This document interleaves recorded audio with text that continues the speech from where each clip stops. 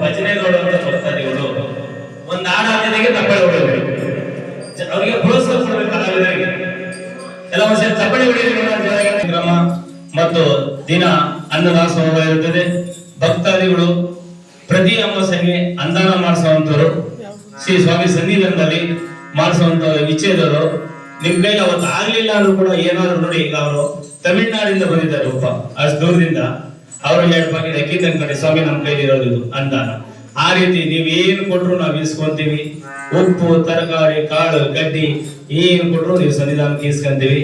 ಅನುದಾನ ಮಾಡ್ಸಕ್ ಆಗಲ್ಲ ಅಂದವರು ಭಗವಂತ ಒಂದು ಅರ್ಧನೆ ಮಾಡ್ಕೊಂಡ್ರೆ ಸಾಕು, ಆ ಸ್ವಾಮಿ ಎಲ್ಲೂ ಒದಗಿಸ್ತಾನೆ. ಆದ್ದರಿಂದ ನವೆಂಬರ್ 4ನೇ ತಾರೀಕು ಯಾತ್ರೆ ಹೊರಟಿದೀವಿ. ಷಷ್ಠಿ ಅಂದ್ರೆ ಸುಬ್ರಹ್ಮಣ್ಯಕ್ಕೆ ಸ್ವಾಮಿಗೆ ಮದುವೆ ಆದ ದಿನ. ಅವತ್ತು ಸ್ವಾಮಿಯನ್ನು ನಾವು ಟೂರ್ ಮಾಡ್ತಾರೆ. 4 ದಿವಸ ಟೂರ್ ಇರುತ್ತೆ. ಈ ಸಲ ಬೇರೆ ಬೇರೆ ದೇವಸ್ಥಾನಗಳು ಹಾಕೊಂಡಿದ್ದಾರೆ. ಶೃಂಗೇರಿ ಮತ್ತೆ ಯಾವ ಕ್ಷೇತ್ರ ನಮ್ಮ ಗುರುಗಳು ಹೇಳಿದ್ದಾರೆ. ಇನ್ನು 8 ಸೀಟ್ ಖಾಲಿ ಇದೆ. ಬರುವಂತ ಆಸಕ್ತಿ ಭಕ್ತರು ದಯವಿಟ್ಟು ಹೆಸರನ್ನು ನೋಂದಾಯಿಸಿ. ಏನ್ ಚಾರ್ಜ್ ಮಾಡಿದಾರೋ ಅವರೆಲ್ಲ ನಿಮ್ದೆ. ಮತ್ತೆ ಬಹಳ ಚೆನ್ನಾಗಿರುತ್ತೆ. ಒಂದ್ಸಲಿ ಟ್ರಿಪ್ ಬಂದ್ರೆ ಪ್ರತಿ ಬರುವಾಗ ನೋಡಿ, ಭಜನೆ ತಂಡದವ್ರು ಪೂರ್ತಿ ಬರ್ತಾವ್ರೆ. 20 ಜನ ಅವರು 30 ಜನ ಅವರು ಗೊತ್ತಿಲ್ಲ. ಅವತ್ತಿಂದ ಅವರು ಪೂರ್ತಿ ನಮ್ಮ ಸಿದ್ರಬೆಟ್ಟದ ಅರ್ಚಕರು, ಪ್ರಧಾನ ಅರ್ಚಕರು, ಅವ್ರಿಗೆ ಇವ್ರಿಗೆಲ್ಲ ಅಧ್ಯಕ್ಷರು, ಮಹಿಳಾ ಸಮಾಜ ಅಧ್ಯಕ್ಷರು ನಮ್ಮ ಹನುಮಕ್ಕರು. ಏನ್ ಹೆಸರು ಅಮ್ಮ? ಯಾರ? ಅಕ್ಕಮ್ಮ ದೇವರು, ಮಾತೆ ಅಕ್ಕಮ್ಮ ದೇವರು ಅಂತಾರಲ್ಲ, ಹಂಗೆ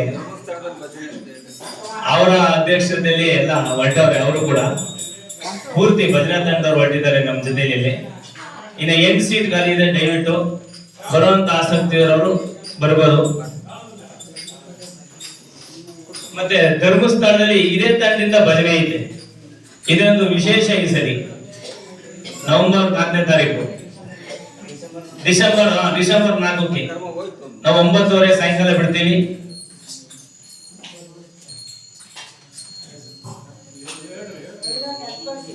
ಇಲ್ಲ ಐನವ್ರು ಇಲ್ಲಿದ್ದಾರೆ, ನಿಮ್ಮ ದಿನೆಲ್ಲ ಹಾಡ್ಲಿ ಅಂತ ಅವರು ಅಲ್ಲೇ ಕೂತಾರೆ, ಗುರುಗಳು ಕೂತಾರೆ ಆಚೆಯವರು. ಆರೋಗ್ಯ ಸರಿ ಇಲ್ಲ, ನೀವೇ ಒಂದೆರಡು ಹಾಡು ಹೇಳ್ತೀರಿ, ಬರ್ತಾರೆ.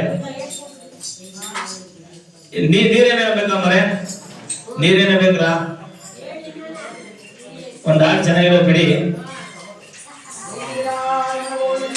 ಗೋವಿಂದ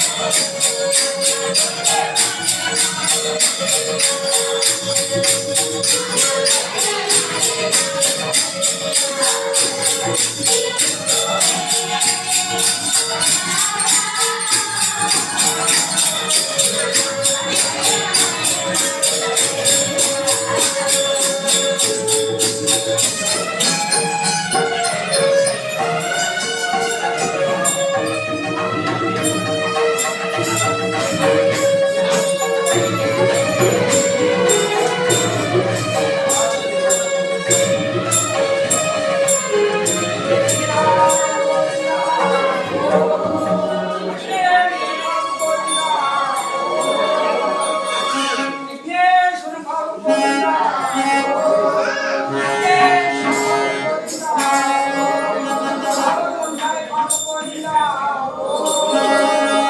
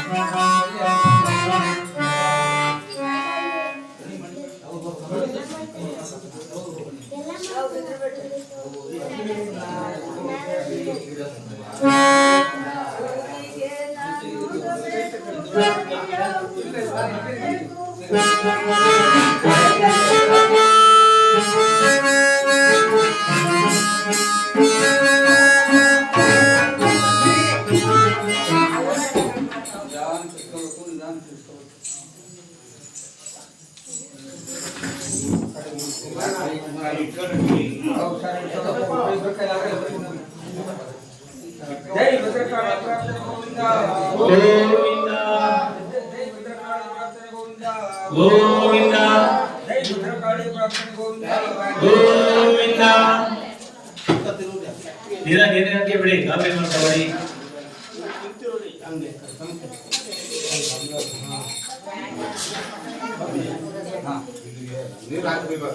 ಮುಂದಿನ ತಿಂಗಳು ಶ್ರೀ ಕ್ಷೇತ್ರಪಾಲಕರನ್ನ ಪ್ರತಿಷ್ಠಾಪನೆ ದೇವರನ್ನ ತರವಟ್ಟಿದ್ದೇವೆ.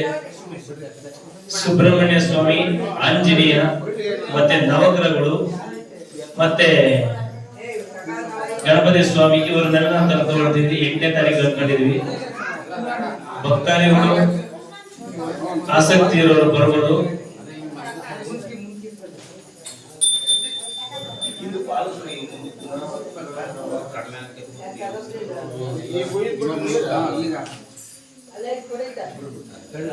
ಚಿಕ್ಕಬಳ್ಳಾಪುರದಲ್ಲಿ ಸ್ವಾಮಿಯ ಮೂರ್ತಿ ತಂದಿದ್ದೀವಿ. ಈಗಾಗಲೇ ಪ್ರಥಮ ಬಾರಿಗೆ ಅಮ್ಮನವರು ಭದ್ರಕಾಳಮ್ಮನವರು ಆಗಮಿಸಿದ್ದಾರೆ. ಇವತ್ತು ತಾಯಿ ಗಂಗೆಯಲ್ಲಿ ಅವರಿಗೆ ಜಲದಲ್ಲಿ ಇಡ್ತಾ ಇದ್ದಾರೆ.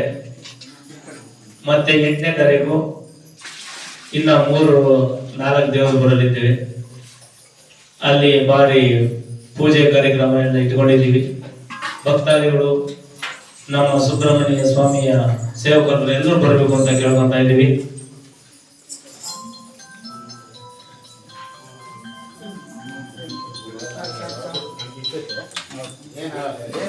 ಕಟ್ಟಡ ಮುಗಿತ ಅಂತ ಬಂದಿದೆ. ಭಕ್ತಾದಿಗಳು ದಯಮಾಡಿ ಸ್ವಾಮಿಯ ಒಂದು ಕಿವಿ ಕಾಣಿಕೆ ಕೊಡುವಂತವ್ರು ಏನಿದ್ರು ನೀವೆಷ್ಟು ಕೊಟ್ಟರೆ ಇಸ್ಕೊಂತೀವಿ. 1000, ಲಕ್ಷ, 50, 100, 5,000 ಎಷ್ಟು ಕೊಟ್ಟರೆ ಇಸ್ಕೊಂತೀವಿ. ಬೆಳೆಯಲಿಕ್ಕೆ ಮೂಲಕರ್ತರಾಗಿರ್ತಕ್ಕಂತಹ ಇವತ್ತು ನಮ್ಮ ದಿನನಿತ್ಯದ ದಾಸೋಹಕ್ಕೆ ಭಕ್ತಾದಿಗಳಿಗೆ ದಾಸೋಹ ನಡೀತಾ ಇದೆ. ತುಂಬ ಹೃದಯದ ಧನ್ಯವಾದಗಳು. ದಾಸೋಹಕ್ಕೆ ಇವತ್ತಿನ ದಿವಸ ಅಕ್ಕಿಯನ್ನು ತಂದುಕೊಟ್ಟಿದ್ದಾರೆ ನಮ್ಮ ರಾಜಣ್ಣವರು ಮತ್ತೆ ಚಿಕ್ಕಪ್ಪಯ್ಯನವರು ಇಬ್ರು ಕೂಡ, ಅವರು ಕೂಡ ವೇದಿಕೆ ಮೇಲೆ ಬರಬೇಕು. ಯಾಕಪ್ಪ ಅಂದ್ರೆ ಒಂದು ಅಗಳು ಅನ್ನದ ಹಿಂದೆ ಸಾವಿರಾರು ಜನಗಳ ಬೆವರಿದೆ. ಒಂದು ಇಡೀ ಅನ್ನದ ಹಿಂದೆ 100 ಜನಗಳ ಜೀವ ಇದೆ. ದಯವಿಟ್ಟು ಅವರು ವೇದಿಕೆ ಮೇಲೆ ಬರಬೇಕು, ಬಂದು ಈ ಒಂದು ಸನ್ಮಾನವನ್ನ ಸ್ವೀಕರಿಸಬೇಕು ಅಂತ ಹೇಳಿ ಕೇಳ್ತಾ ಇದ್ದೀವಿ. ಏಕೆಂದ್ರೆ ಭಕ್ತರಿಂದ ಭಗವಂತನ ಸೇವೆ, ನೀವು ಕೊಡ್ತಕ್ಕಂಥ ಒಂದೊಂದು ಇಡೀ ಅನ್ನನೂ ಕೂಡ ಇಲ್ಲಿ ಸಾವಿರಾರು ಜನ ಭಕ್ತಾದಿಗಳಿಗೆ ದಾಸೋಹ ನಡೆಯುತ್ತೆ. ಪ್ರತಿ ದಿವಸ ಕಟ್ಟಡದ ಕಾರ್ಮಿಕರಿಗೆ ತುಂಬಾ ಊಟದ ವ್ಯವಸ್ಥೆ ಆಗ್ಬೇಕಾಗಿರೋದ್ರಿಂದ ನಾವೆಲ್ಲರೂ ಕೂಡ ಖಿನ್ನತೆಯಿಂದ ಬೇಡ್ಕೊಳ್ತೀವಿ, ದಯವಿಟ್ಟು ತಮ್ಮ ಕೈಲಾದ ಮಟ್ಟಕ್ಕೆ ಒಂದು ಸಹಾಯವನ್ನು ಮಾಡಿ ಅಂತೇಳಿ. ಹಾಗೆ ಈ ಒಂದು ದಾನವನ್ನು ನೀಡಿದಂತಹ ನಮ್ಮ ಚಿಕ್ಕಪ್ಪಯ್ಯನವರಿಗೆ ಮತ್ತು ನಮ್ಮ ರಾಜಣ್ಣವರಿಗೆ ಪಾಲ್ಗೊಳ್ಳೋಣ. ಹಾಗೆ ಭಕ್ತರಿಗೆ ಕ್ಷೇತ್ರಕ್ಕೆ ತುಂಬಾ ಸಹಾಯವನ್ನು ಮಾಡಿದಂತ ಭಕ್ತರಿಗಿಂತ ಅನೇಕವಾದಂತಹ ಪ್ರತಿಫಲಗಳನ್ನು ಕೊಡಿ ಪರಮಾತ್ಮ ಅಂತ ಹೇಳಿ ಬೇಡ್ಕೊಂತ ಇದ್ದೀನಿ. ಹಾಗೆಯೇ ಇವತ್ತಿನ ಈ ಒಂದು ಕ್ಷೇತ್ರದಲ್ಲಿ ಭದ್ರಕಾಳಿಯ ವಿಗ್ರಹವನ್ನ ಬಹಳಷ್ಟು ಹೃದಯವನ್ನು ತುಂಬಿ ಈ ಒಂದು ಕ್ಷೇತ್ರಕ್ಕೆ ಸಾಕಷ್ಟು ಸಾಧನೆಯನ್ನು ಮಾಡತಕ್ಕಂತಹ ಮಕ್ಕಳವರಿಗೆ ನಮ್ಮ ಎಲ್ಲ ಭಕ್ತವೃಂದದ ಪರವಾಗಿ ಅವರಿಗೆ ಒಂದು ಸನ್ಮಾನ, ಅವರಿಗೆ ದಯವಿಟ್ಟು ಈ ಕ್ಷೇತ್ರದ ಒಂದು ಶರಣರು, ಮಹಾ ಸಾಧಕರು, ಅವರು ಯಾವತ್ತೂ ಕೂಡ ಈ ಕ್ಷೇತ್ರದಲ್ಲಿ ಬೆಳಗಬೇಕು ಅಂತಕ್ಕಂಥದ್ದೇ ನಮ್ಮ ಆಸೆ. ಹಾಗಾಗಿ ಅವರು ಕೂಡ ನಮ್ಮ ಕ್ಷೇತ್ರದ ಪರವಾಗಿ ಒಂದು ಸನ್ಮಾನ. ಅಲ್ಲೇ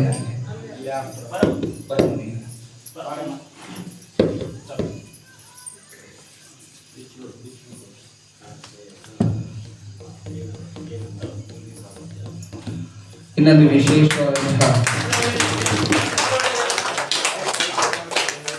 ವಿಶೇಷವಾದಂತಹ ವಿಚಾರ ಏನಪ್ಪಾ ಅಂತಂದ್ರೆ, ಆಗಸ್ಟ್ 8ನೇ ತಾರೀಕು ಸುಬ್ರಹ್ಮಣ್ಯ ಸ್ವಾಮಿ, ನವಗ್ರಹಗಳು, ಈಶ್ವರ ಮತ್ತೆ ಆಂಜನೇಯ, ಗಣಪತಿಯ ವಿಗ್ರಹಗಳನ್ನು ತರೋದಕ್ಕೆ ಎಲ್ಲರೂ ಕೂಡ ನಮ್ಮ ಭಕ್ತ ಸಮೂಹ ಹೊರಟಿದೆ. ಬರ್ತಕ್ಕಂಥವ್ರು ಎಲ್ಲರೂ ಕೂಡ ವೆಹಿಕಲ್ ಮಾಡಿದ್ದೀವಿ, ಊಟದ ವ್ಯವಸ್ಥೆ ಇರುತ್ತೆ, ತೊಂದರೆ ಇಲ್ಲ. ಬರ್ತಕ್ಕಂಥ ಭಕ್ತಾದಿಗಳು ದಯವಿಟ್ಟು ಬೆಳಗ್ಗೆ ಕ್ಷೇತ್ರಕ್ಕೆ 7-7:30 ಗಂಟೆ ಒಳಗಾಗಿ ಇಲ್ಲಿ ಬರಬೇಕು ಅಂತ ಕೇಳ್ತಾ ಇದ್ದೀನಿ. ಹಾಗೆಯೇ ಪ್ರತಿ ವರ್ಷನೂ ಕೂಡ ಚಪ್ಪಾಷಷ್ಠಿಯ ಮಹಾರಥೋತ್ಸವದ ದಿವಸ ನಾವು ಕುಕ್ಕೆನಲ್ಲಿ ಇರ್ತೀವಿ. ಈ ವರ್ಷ ಏನ್ ಮಾಡ್ತಾ ಇದೀವಿ ಅಂದ್ರೆ, ಮೊದಲಿಗೆ ಸಿಗಂದೂರಿಂದ ಹೊರಟು ಮುರುಡೇಶ್ವರ, ಅಲ್ಲಿ ಸಿಗ್ತಕ್ಕಂಥ ಎಲ್ಲ ಪ್ಲೇಸ್ಗಳು ನೋಡಿಕೊಂಡು ಧರ್ಮಸ್ಥಳ ಆಲ್ಟ್ ಆಗ್ತೀವಿ. ಧರ್ಮಸ್ಥಳ ಆಲ್ಟ್ ಆಗಿ ಮತ್ತೆ ಅವತ್ತಿನ ಬೆಳಿಗ್ಗೆ ಸ್ವಾಮಿಯ ಮಜ್ಜನ ಕಾರ್ಯಕ್ರಮ, ಹವನ ಮತ್ತೆ ಹೋಮಗಳು ಎಲ್ಲವನ್ನು ಮುಗಿಸ್ಕೊಂಡು ಮತ್ತೆ ಅವತ್ತು ರಾತ್ರಿ ನಮ್ಮ ಬಸವೇಶ್ವರ ಭಜನಾ ಕಲಾ ತಂಡದವರಿಗಿಂದ ಧರ್ಮಸ್ಥಳದಲ್ಲೂ ಕೂಡ ಒಂದು ಭಜನಾ ಕಾರ್ಯಕ್ರಮವನ್ನ ವಾದ್ಯಗಳ ಸಮೇತ ಅಲ್ಲೂ ಕೂಡ ನಾವು ಪ್ರದರ್ಶಿಸಬೇಕು, ನಾವು ಹೆಗಡೆಯವರು ಮುಂದೆ ಅಂತ ಅನ್ಕೊಂಡಿದ್ವಿ. ಮತ್ತೆ ಅದಾದ ಮೇಲಿಂದ ಸ್ವಾಮಿಯ ಕ್ಷೇತ್ರ ಕುಕ್ಕೆನಲ್ಲಿ ಅಲ್ಲಿ ಮಜ್ಜನ ಕಾರ್ಯಕ್ರಮವನ್ನೆಲ್ಲ ಮುಗಿಸ್ಕೊಂಡು ಮತ್ತೆ ತದನಂತರ ನಾವು ನೇರವಾಗಿ ಇಲ್ಲಿ ಸ್ವಾಮಿ ಕ್ಷೇತ್ರಕ್ಕೆ ಮರಳಿ ಬರ್ತೀವಿ. ಹಾಗಾಗಿ ಇದು ಕೇವಲ ಸುಮಾರು ಜನಗಳೆಲ್ಲ ಬುಕ್ ಮಾಡಿದ್ದಾರೆ ಸೀಟ್ಗಳು, ಕೇವಲ ಒಂದು 9 ಸೀಟ 8 ಸೀಟ ಇರ್ಬೋದು ಅಂತ ಅನ್ಸುತ್ತೆ. ಆಸಕ್ತಿ ಇರ್ತಕ್ಕಂಥವ್ರು ತಮ್ಮ ಹೆಸರುಗಳನ್ನ ಈಗಲೇ ನೋಂದಾಯಿಸ್ಕೊಳ್ಳಿ. ಭಕ್ತವೃಂದದವರು ಎಲ್ಲರೂ ಕೂಡ ಸಹಕರಿಸಿ, ಏಕೆಂದ್ರೆ ಇಲ್ಲಿರ್ತಕ್ಕಂಥ ಪ್ರತಿಯೊಂದು ಚಿತ್ರನೂ ಕೂಡ ನೀವು ನೋಡಬೇಕು ಅಂದ್ರೆ ಕಣ್ಮನ ಸೆಳೀತಕ್ಕಂತಹ ಒಂದು ಕಾರ್ಯಗಳು. ಹಾಗಾಗಿ ಈ ಒಂದು ಕಾರ್ಯದಲ್ಲಿ ತಮ್ಮೆಲ್ಲರಿಗೂ ಕೂಡ ಪರಮಾತ್ಮ ಒಳ್ಳೆಯದನ್ನು ಮಾಡಲಿ ಅಂತ ಹೇಳ್ತಾ, ಹಾಗೆ ಕ್ಷೇತ್ರದ ಕಟ್ಟಡ ನಡೀತಾ ಇದೆ, ಸಾಕಷ್ಟು ನೋವಲ್ಲಿ ಇದ್ದೀವಿ ನಾವು. ಹಾಗಾಗಿ ಆ ಕ್ಷೇತ್ರದ ಕಟ್ಟಡಕ್ಕೆ ಸಹಾಯ ಮಾಡಬೇಕು ಅಂತಕ್ಕಂಥವ್ರು ಯಾರಾದ್ರೂ ಇದ್ದರೆ ರಸೀದಿಯನ್ನು ಪಡೆಯಿರಿ. ಹಣ ಕೊಟ್ಬಿಟ್ಟು ಸುಮ್ಮನೆ ಹಾಕ್ಬೇಡಿ, ಹಣ ಕೊಟ್ಟ ತಕ್ಷಣ ರಸೀದಿಯನ್ನು ಪಡೆಯಿರಿ. ರಸೀದಿಯನ್ನು ಅಕ್ಕಮ್ಮನವರು 1,000 ರೂಪಾಯಿ ಕೊಟ್ಟಿದ್ದಾರೆ, 1000 ಅಲ್ಲ, ಅದು 10,000ಕ್ಕೆ ಸಮಾನ. ಅದು ದಯವಿಟ್ಟು ಅವ್ರಿಗೂ ಕೂಡ ನೀವು ಎಲ್ಲರೂ ಅಜ್ಜಿ ಚೀಲದಲ್ಲಿ ಇನ್ನೂ ದುಡ್ಡು ಐತೆ ಗೊತ್ತೈತೆ ತೆಗಿತಾರೆ. ಹಾಗಾಗಿ ನಮ್ಮ ಕ್ಷೇತ್ರಕ್ಕೆ ಆಗಮಿಸಿರ್ತಕ್ಕಂತಹ ಎಲ್ಲ ಸದ್ಭಕ್ತರಿಗೂ ಮತ್ತೆ ನಮ್ಮ ರಾಕೇಶು ಮದುವೆ ಆಗಿದ್ದು ತಡ ಇಲ್ಲ, ಮಕ್ಕಳಾಗಿದ್ದು ತಡ ಇಲ್ಲ, ನಾಮಕರಣ ಇಲ್ಲೇ ಮಾಡಬೇಕು ಅಂತ ನಮ್ಗೊಂದು ನಿದರ್ಶನ ಇದೆ. ಯಾಕೆಂದ್ರೆ ಹೊಸದಾಗಿ ಅವ್ರ ಕಡೆಯಿಂದನೇ ಓಪನ್ ಆಗ್ಬೇಕು ನಮ್ಮ ಕ್ಷೇತ್ರದ ಭಕ್ತರು. ಹಂಗಾಗಿ ರಾಕೇಶ್ ಮತ್ತೆ ಅವರ ಫ್ಯಾಮಿಲಿ, ನಮ್ಮ ಜಗಣ್ಣವರು ಸುಮಾರು ದಿನಗಳಾಗಿತ್ತು ಕಾಣಿಸ್ಕೊಂಡು ಅವರು ಕೂಡ ಬಂದಿದ್ದಾರೆ.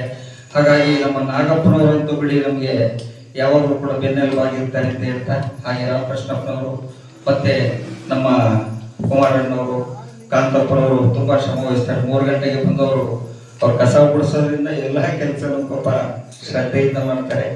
ಹಾಗೆ ಬೆಂಗಳೂರಿಂದ ಆಗಮಿಸಿರ್ತಕ್ಕಂಥವ್ರು, ತುಂಬಾ ದೂರದಿಂದ ಬಂದಿರತಕ್ಕಂಥ ಎಲ್ಲ ಭಕ್ತರಿಗೂ ಹೊಂದಿಸಿ ಇವತ್ತಿನ ವಾದ್ಯಕ್ಕೆ ಕ್ಯಾಶ್ ನೀಡಿದಂತಹ ನನ್ನ ಮಿತ್ರರಾದಂತಹ ನಾಗರಾಜ ಶಂಭನಹಳ್ಳಿ ಅವರಿಗೂ ಕೂಡ ಈ ಒಂದು ಕ್ಷೇತ್ರದಲ್ಲಿ ಒಂದು ಮಾಲಾರ್ಪಣೆ ಕಾರ್ಯಕ್ರಮವನ್ನು ಮಾಡ್ತೇವೆ. ದಯವಿಟ್ಟು ವೇದಿಕೆಗೆ ಬನ್ನಿ.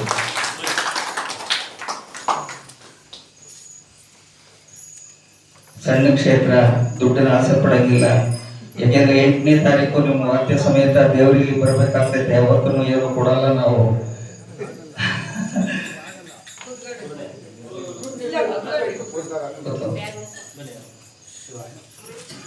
ಎಂಟನೇ ತಾರೀಕು ಸ್ವಾಮಿಯ ಆಗಮನ. ಏಕೆಂದ್ರೆ ಎಲ್ಲ ಹಂಗಾಗಿ ಎಲ್ಲ ಕಾರ್ಯದಲ್ಲೂ ಅವರು ಈ ಕ್ಷೇತ್ರದಲ್ಲಿ ನೆರವಾಗಬೇಕು ಅಂತ ಹೇಳಿ ಕೇಳ್ಕೊಳ್ತಾ ಇದ್ದೀನಿ. ದಯವಿಟ್ಟು ನೀವೆಲ್ಲ ಚಪ್ಪಾಳೆಯಿಂದ ಅವ್ರನ್ನ ಸ್ವಾಗತಿಸಬೇಕು. ಇಷ್ಟೇ ಹೇಳ್ತಾ ಇನ್ನು ನಮ್ಮ ಮಾರಿಪಾಳ್ಯದ ಸಿದ್ಲಿಂಗಪ್ಪ ತಾತರಂತೂ ನಮಗೆ ಯಾವಾಗಲೂ ಕೂಡ ಉತ್ತರ ಕವಚ. ಅವ್ರು ಯಾವಾಗಲೂ ಕೂಡ ಸ್ವಾಮಿಯರೇ ಸಾಕು ಫೋನ್ ಮಾಡ್ತಿರ್ತಾರೆ. ಹಂಗಾಗಿ ಆ ಕುಟುಂಬಕ್ಕೂ ಎಲ್ಲ ಆಗಮಿಸಿರ್ತಕ್ಕಂಥ ಎಲ್ಲ ಹೊಸ ಭಕ್ತರಿಗೂ ಕೂಡ ಹೆಸರುಗಳು ಗೊತ್ತಿರಲ್ಲ. ಹಂಗಾಗಿ ದಯವಿಟ್ಟು ಬೇಜಾರು ಮಾಡ್ಕೋಬೇಡಿ.